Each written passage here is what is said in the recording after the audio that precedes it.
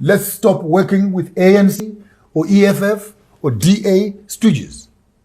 Let's find the people who are owning the economy to come forward and be accountable to us as a nation as to what are they doing with their resources.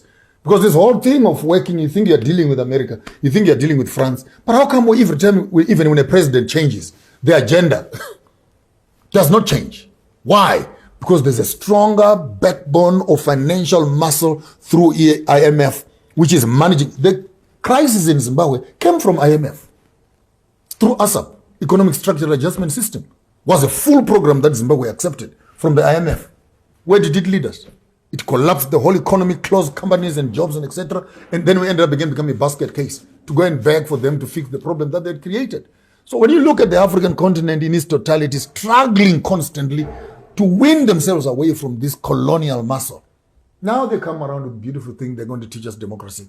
They're going to teach us how to manage ourselves. They're going to be showing us how best to run countries. But how can you be teaching me democracy when you're the same one who was killing me? How can you be teaching me human rights when you're not practicing the human rights? Are sanctions not a crime against humanity? When you refuse people medicines, you refuse them clean water. You look at Niger. You want my minerals. You want my uranium. You want my minerals. And then you still want to come and kill me. There are deposits of uranium and radioactive material that France has left lying on the ground. It's a global cry. No one talks about that. The Chad dam is drying up. No one is talking about that. The Americans put their base in Niger to manage the ECOWAS. No one is talking about that. The young man comes out, Tory, and says, enough is enough. Let's close this thing up. You want uranium? You're going to put a power station here. Then I can switch it on and switch it off when I want to. That's power for me. And when you begin to look at politics like that, my one statement and comment I would want to pass to Africa, starting off with ECOWAS, this is for Benin, this is for Guinea, Conakry, this is for Mali, this is Burkina Faso, this is Cameroon, and all of you guys who are in that one belt, as of now, become one country. Consolidate your military power together. The problems of Niger are the problems of Burkina Faso. The problems of Burkina Faso are the problems of Mali. And they're just transferring the same rotten apples from one country to another. So I would think that these countries that are directly affected, particularly the 6 countries that have gone through coups, I wish those 6 army generals can actually come together and create one country so far, and then chase away the American and the French influence in their own countries. Because that is the problem at the center of it all. America does not want Russia to come in. So they will destabilize the country to make sure that Russia is overstretched in terms of its resources. We now know the war is not about anything. The war is about resources. And again, I say, if Africa is not careful, that Americans will give guns to ECOWAS and France will give guns to ECOWAS. And ECOWAS takes those guns to go and kill people in Niger. We're back to square one, where a black African brother is holding a gun to shoot another African brother based on an American and a Frenchman who is sitting in their countries drinking tea. So while we as Africans are sitting in the graveyard and crying for the passing away of each other, the Americans and the French are at the bank signing checks as to what are the spoils of war. We will be fools as Africans if at this day and age we still don't see the enemy that is standing amongst us in the form of America and France and colonization. In whatever form it comes, unity is our solution. Divided we fall, united we stand. The other day we literally you buried the American dollar on our previous interview. Yeah. That was a beautiful one. A lot of people loved it. Which brings me to the conversation of BRICS. The BRICS currency is said to be $1 is to, I don't know, is it to 14 or 55 American, one BRICS dollar to 55 American dollars. To 55 American dollars. Let's talk about that. Imagine what that means, that a South African can fly anywhere they want to fly. That's wealth. The South African can take his children to any institution they want to. We can now explore the world in all its fullness. The only disadvantage is that the Western world will no longer be able to consume our goods because they're now becoming too expensive. So what you do in that case, therefore, it is to make sure that you begin to produce what you eat and you eat what you produce. You need to look inward to make sure that you no longer depend on foreign investments as much as you depend on your own local consumptions. So our tourism needs to be occupied by ourselves because the Germans will not be able to come here. And the Americans won't afford one night in Malanga Hotel. Because you come there with your $1,000 and you tell you, no, Mchana, you have 15 rand. The roles have been reversed. So we are looking at this. It won't be happening overnight. Yeah. But in the next 1 to 2 years to 3 years, you're going to be seeing a slight change where the African governments are beginning to put their reserves into the BRICS dollar and using the BRICS dollar, which is a clean slate in terms of debt. We have not yet started borrowing into that space. So we are almost having a clean account. From scratch.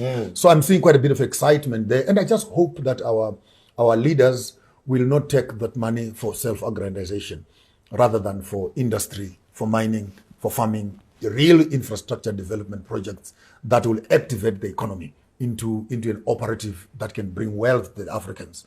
And I wish, again, on the BRICS, policy making must be critical, that any country and any leader who is dealing business with BRICS, that their reserves and their profits and surpluses cannot be kept in India and China, but they must be retained in the country of origin. We need some of those policies so that we don't have African leaders again who begin to grab African money and put it in Swedish banks and in Netherlands and put the money in foreign banks. And then you find that we are always running in circles. So we need some few policies that will safeguard national assets to be utilized within the jurisdiction of where the money was made. Then in that case, then we don't need donor money for anything.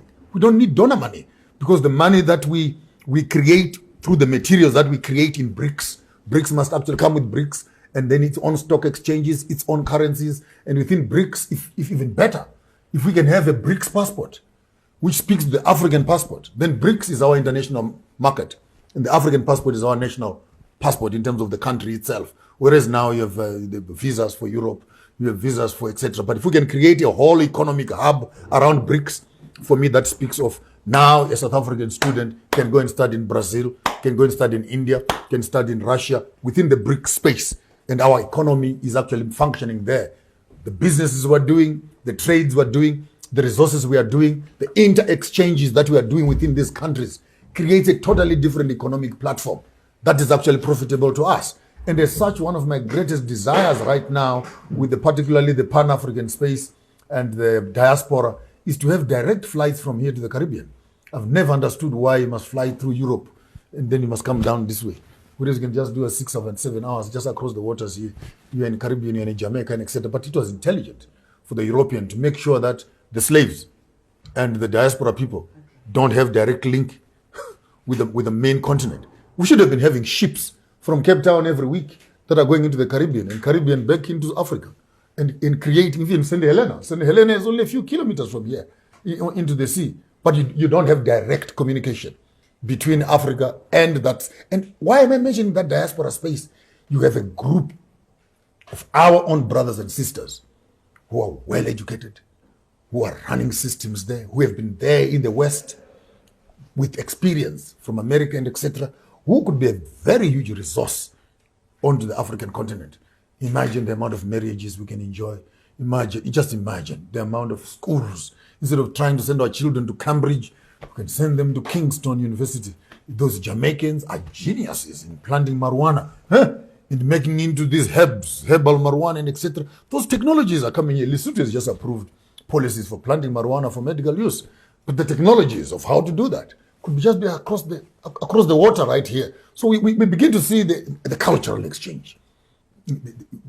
Immeasurable. And the celebration of history. Finally, Africa begins to come together. They necessarily don't all have to come back to Africa, but the fact that now there's a relationship between them and us, our children studying there, their children studying here, we playing sports together, netball, soccer, rugby, and begin music exchange.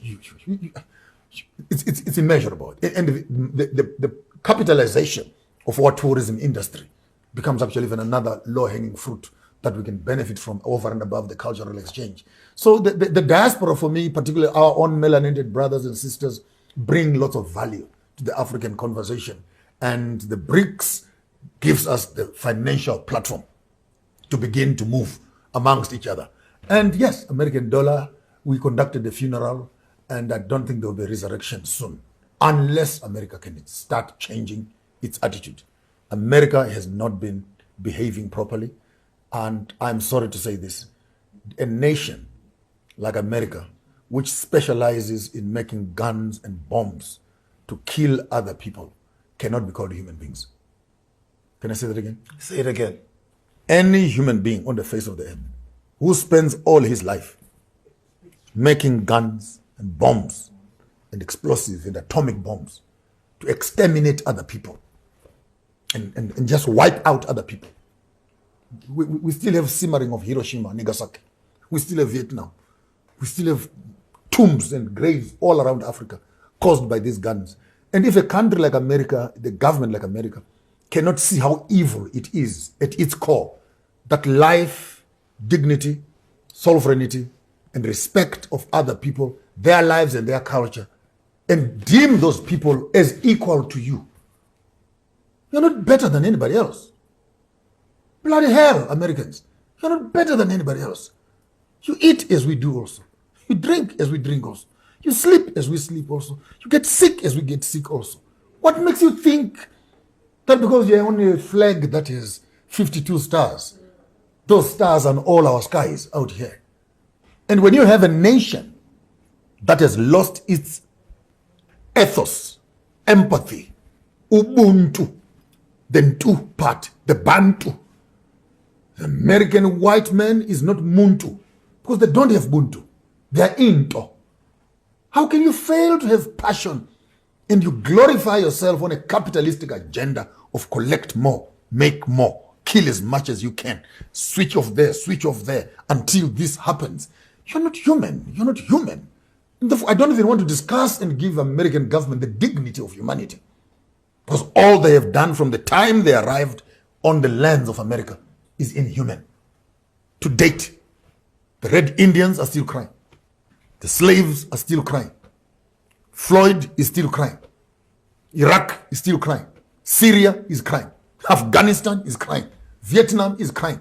Hiroshima, Japan is crying. Ukraine now is crying. And America wants war in every other village except in New York City, except in Washington, D.C. I wish we could have those long days where soldiers went to war and soldiers killed each other. But how come after every war we have more women and children that are dead and soldiers are still walking? Is this about war, or this is American genocide camouflaged as protection of our interest? Did you hear France talking? Did you hear America talking? We will protect our interests in Niger. And then I ask myself, when did your interests fly from Washington to Niger? Are your interests Nigerians' interest? When did your agenda become our agenda? So you begin to see the American inhuman spirit in the way in which they do their business. And I don't blame them. It is the IMF. It is the World Bank.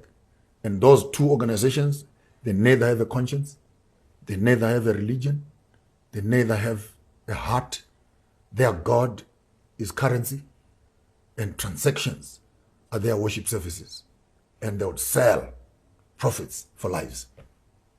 Congratulations on the new book.